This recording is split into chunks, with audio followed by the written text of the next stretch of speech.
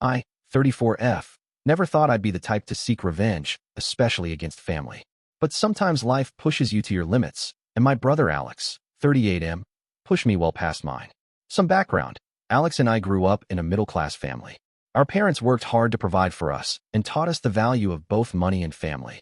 They always emphasized that siblings should look out for each other, especially in times of need. This lesson apparently didn't stick with my brother. Alex got lucky early in life. He started a tech company in his 20s that took off, and by 30, he was what most would consider wealthy. I took a different path, becoming a teacher at an elementary school. I love my job, but it doesn't exactly lead to financial abundance. For years, I watched my brother flaunt his wealth. Designer clothes, luxury cars, vacations to exotic destinations that he'd post all over social media. I never begrudged him his success. I was genuinely happy for him. And I never asked him for anything, despite the obvious disparity in our financial situations. Until last year, when disaster struck.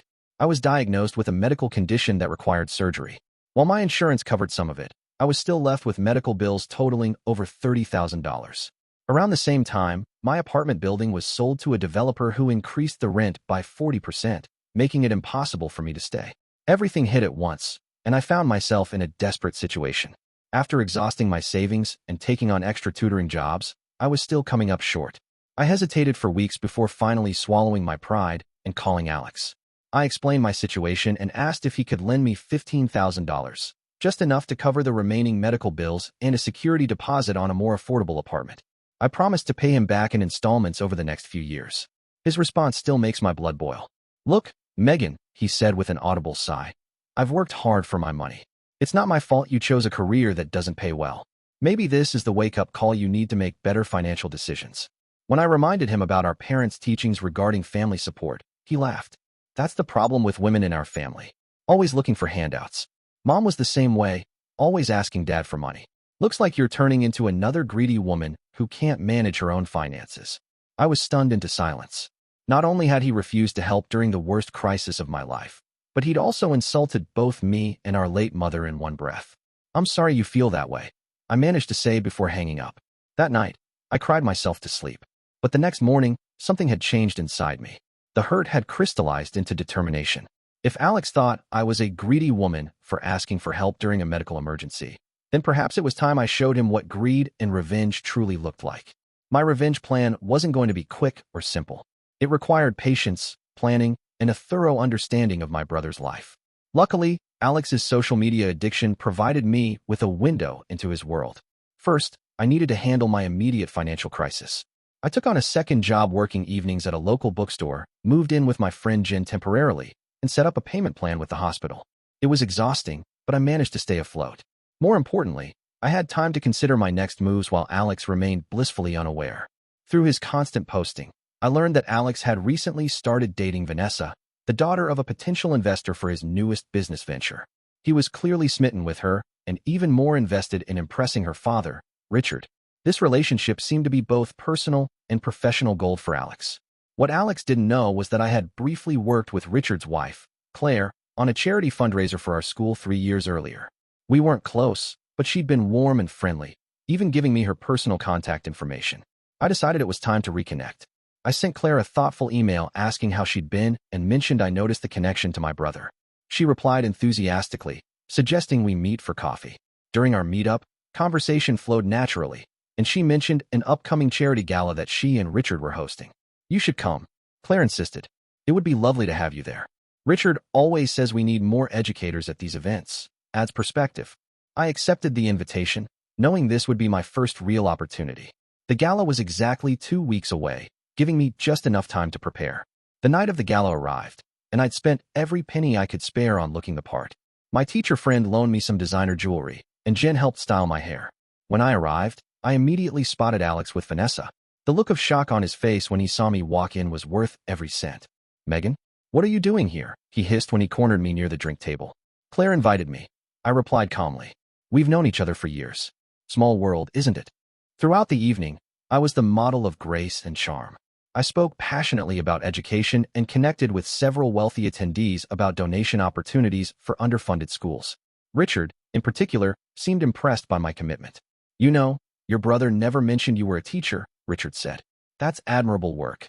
Alex and I don't talk much these days, I replied, my voice tinged with just the right amount of sadness.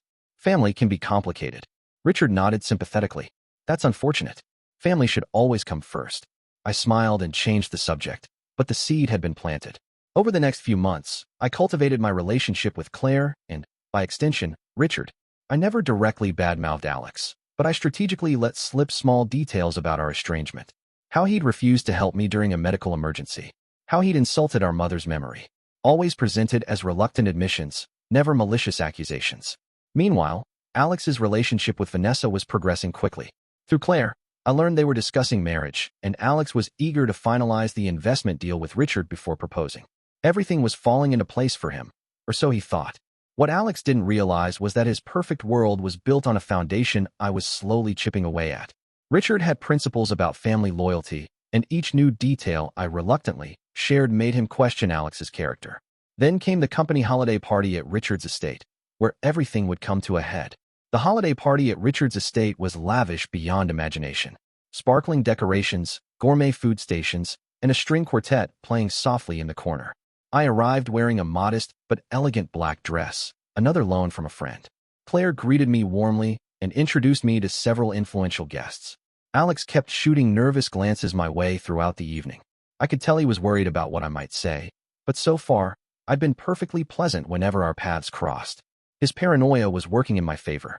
During dinner, I was surprised to find myself seated at the same table as Richard, Claire, Alex, and Vanessa. Richard had arranged it, mentioning that he wanted the whole family together.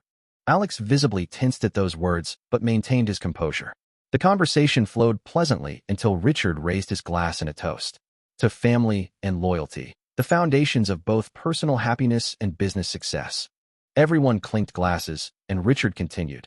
You know, Alex, I've been impressed with your business acumen, but I've been even more impressed getting to know your sister these past few months. The dedication she shows to her students despite financial challenges is remarkable. Alex forced a smile. Yes, Megan has always been resourceful. Which reminds me, Richard said, turning to me. Claire mentioned you had some medical issues last year. I hope everything's resolved now. Before I could answer, Alex interjected. Megan's fine. She's always been resilient. Richard looked between us curiously. Family support must have helped enormously during such a difficult time. The table fell silent. I took a sip of water, saying nothing, letting the uncomfortable moment stretch. Actually, Alex finally said, his voice strained. Megan and I have different approaches to financial matters. I believe in self-reliance. Richard's eyebrows rose. Self-reliance is admirable, but family is family. When my brother needed help with his medical bills years ago, there was no question. I was there for him. I saw Vanessa looking at Alex with new eyes, a slight frown forming between her perfectly shaped eyebrows. Later that evening, I overheard an argument between Alex and Richard near the study. I wasn't trying to eavesdrop, but their voices carried. I'm concerned about some inconsistencies in your character, Alex, Richard was saying. A man who won't support his sister during a health crisis while flaunting wealth. It makes me question your priorities. That's a private family matter, Alex responded, his voice tight with anger. It has nothing to do with business. Everything has to do with everything, young man. How you treat family reflects how you'll treat business partners when things get tough. The next day, I received a surprising call from Claire. She explained that Richard had decided not to invest in Alex's new venture. Furthermore, Vanessa had postponed their engagement plans, wanting time to reconsider. 2 weeks later, Alex showed up unannounced at my apartment. He looked haggard, his designer clothes slightly rumpled. You did this, he accused without preamble. You turned them against me. I invited him in calmly. I never said anything untrue, Alex. I just allowed your actions to speak for themselves. This is exactly what I meant about greedy women, he spat. You couldn't stand my success. No, Alex. I couldn't stand your hypocrisy. You built an image of success while abandoning the values our parents taught us. And now you've lost something worth far more than the money you refused to lend me. His face crumpled slightly. For a moment, I thought I saw a flash of understanding in his eyes. Is this really what you wanted? He asked quietly. No. What I wanted was my brother. The one who used to understand that family means supporting each other through hard times. We stared at each other for a long moment before he turned to leave. At the door, he paused. I'll transfer the money you needed. The full amount. Keep it, I replied. I managed without it. But if you want to use it to rebuild what really matters, I'm willing to try. He nodded once before leaving. I don't know if our relationship can ever be repaired, But my revenge accomplished something I hadn't anticipated. It forced Alex to confront the person he'd become. Sometimes the sweetest revenge isn't about making someone lose everything. It's about making them recognize what they've already lost. I appreciate you watching till the end. Hit that subscribe button and stay tuned for more content.